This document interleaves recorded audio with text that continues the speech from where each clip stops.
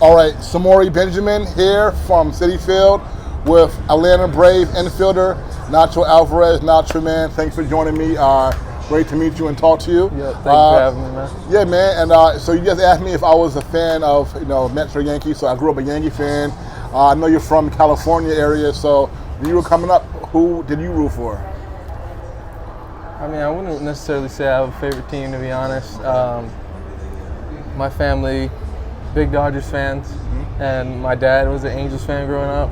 I mean, I didn't really have a favorite team, to be honest. I just had favorite players. I really love watching Trout growing up. He's special. I mean, I definitely enjoyed rooting for both teams. I didn't feel like there was a rivalry there. Okay.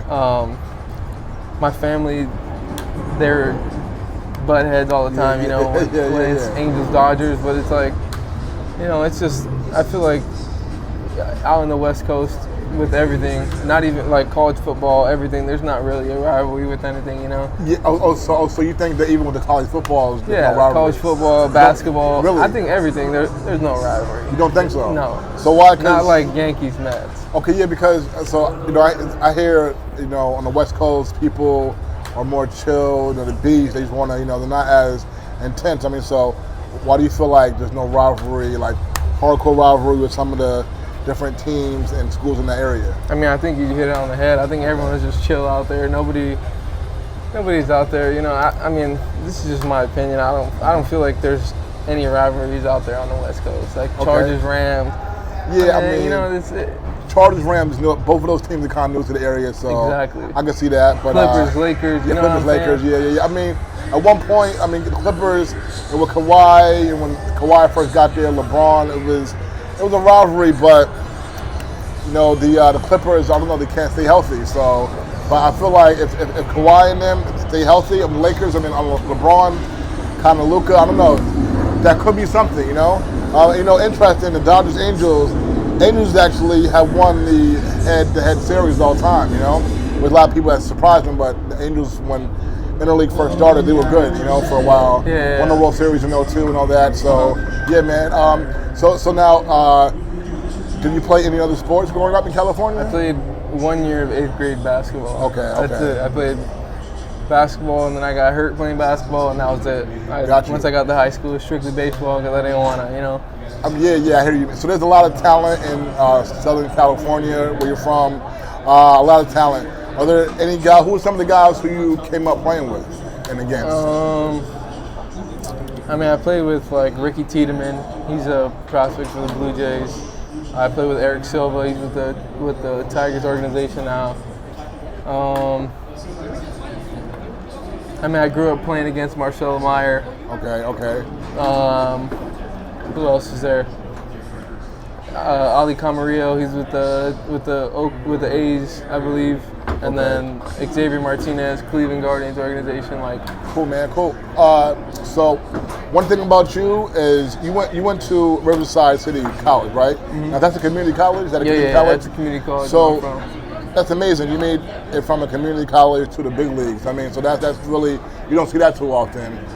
So first, when you went there, how did you end up going there out of high school to Riverside City? I just didn't have anything. Nothing was presented to me from the Division I side, and I didn't really want to go to Division II because I knew I could strive for better. Ended up going to junior college. Went to Riverside. They gave me every opportunity in the world. It's kind of crazy. I started off the fall on the COVID list, so I missed the first 2.5 weeks of the. It was 15 days. I missed the first 15 days of the fall with the team. I couldn't be around the team, and I came in and it was just like I was like the spark that the team needed, And we ended up winning the California Community College championship that year. Wow. Because in California California junior colleges don't participate with the NJCAA. Okay. So we ended up winning the California one. And it was just a bunch of honestly, it's the best time I've ever had playing baseball. Nice. And why was that?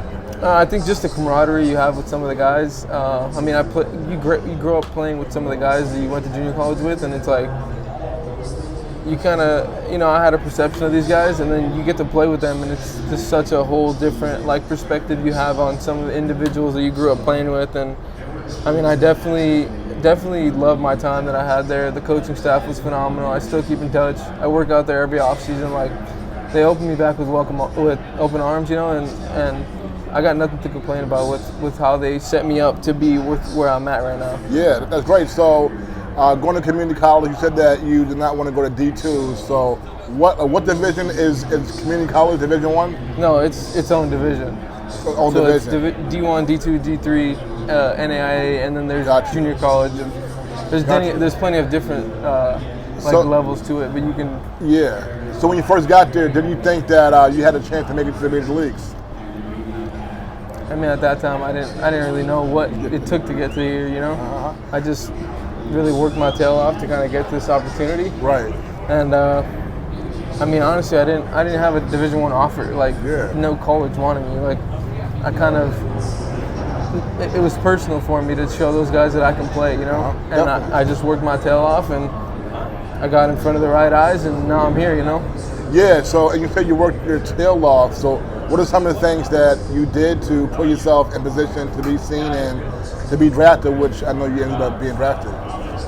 I mean, I just did the things that nobody else wanted to do, I was always it's kind of cliche to say, but it's first one there, last one to leave,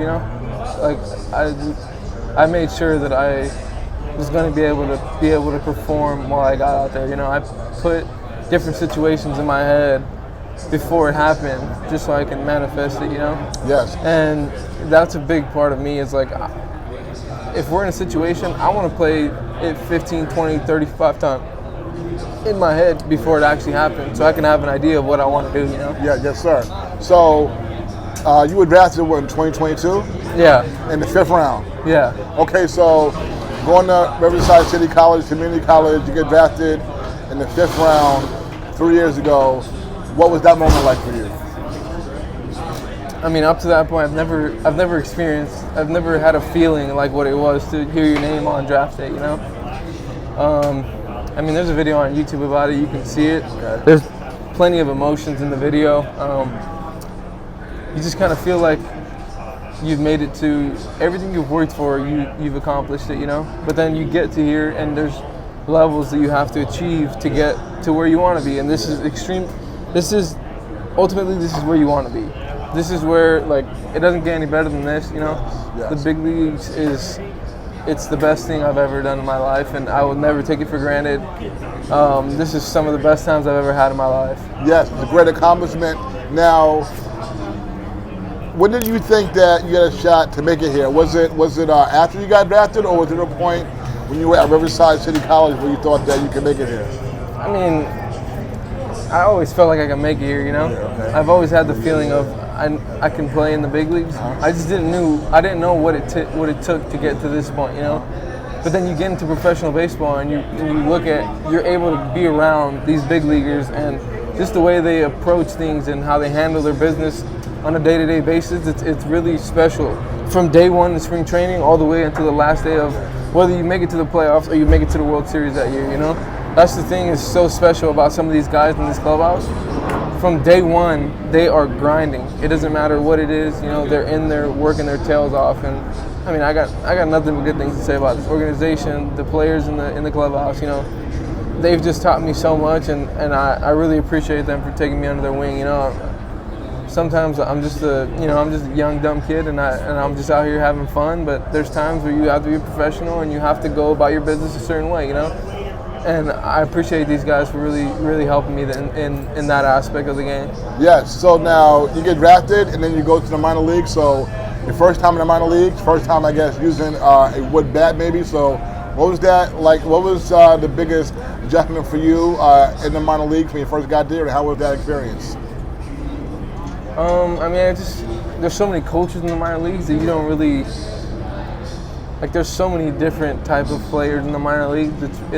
It's honestly, it's awesome, I mean, it's not even just the minor leagues, it's up here as well, but you get to run into some special people down there, and there's people that want to really help you and grow into who you're supposed to be, And I mean, the development side of this organization, we have some great coaches. We have a great staff. I got nothing but good things to say about these people. I mean, hitting with the wood bat is definitely different than hitting with the metal bat. But yeah, I mean, I feel like once I got drafted, it was just, you got to use the wood bat. At the end of the day, you got to hit. Yeah. Now, you made your major league debut last year, 2024, right? And what do you remember that moment being like when you got the call that you would be making your major league debut, and then that first game? Well, yeah, it was after a game in AAA. I was just getting some food after the game, and one of the relievers on the team comes up to me and he tells me that Ozzy got hurt for the game, and I didn't really think of anything at the time. I'm just getting my food, and I was like, man, well, that sucks, Getting my food, and then the manager gets the whole clubhouse together, and he's like, hey, you're going to the big leagues. And I mean, honestly, as soon as I heard that, I just started crying, because it's everything you work for. Everything you work for in this life that I've worked for up to this point, it was that I wanted to be a professional baseball player and play in the major leagues for a team, Yes. And I did it, Yes. I mean, if you go back to my parents and everything, it's like, to be in this situation, it's definitely special for me and my family. And I mean, I can go on and on about my family, but it's like, for what they did for me to get to this point, I got nothing but gratitude for them. They're special in my heart, and I mean, I play for them every day with my last name on the back. Yeah. Definitely the play for the Bravos, but like, I want people to know Alvarez, because it's definitely special. Definitely, it's great to be able to play with your family name on your back. On this kind of stage, man, that must be incredible. And so, do you remember what your first game was like? I mean, it was nuts. It's something I feel like you can't make too big. I made it kind of feel too big sometimes, and I mean, at the end of the day, it's just a game.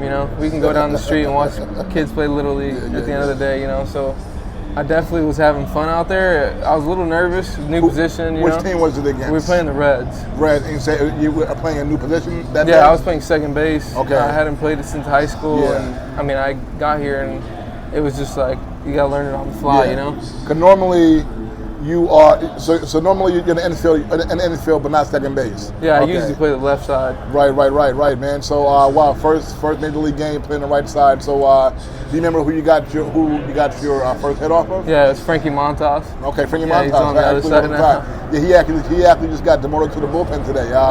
Okay, about two more for you, man. Okay, so have you got a chance to play yet? In the majors back in California, back home in LA? I haven't. Okay. I've missed it. Okay. But I mean, if it happens, it's gonna be something special. Having all my family there, it'd be definitely be emotional. I mean, my parents have come out, but some of my family isn't able to make it out so far. So hopefully one day they'll be able to see me. Yeah, and last one for you. Who's the most talented player that you ever played with?